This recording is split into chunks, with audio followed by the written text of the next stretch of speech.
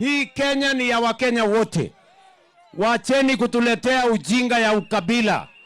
Wacheni kutuletea ukumbafu ya chuki.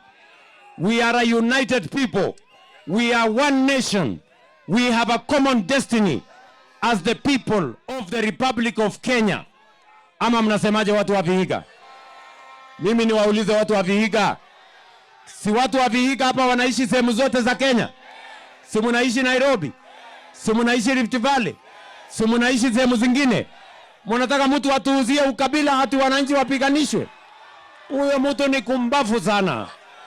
Na nitamunyorosha. Kwanza amenijaribu, atajua hajui.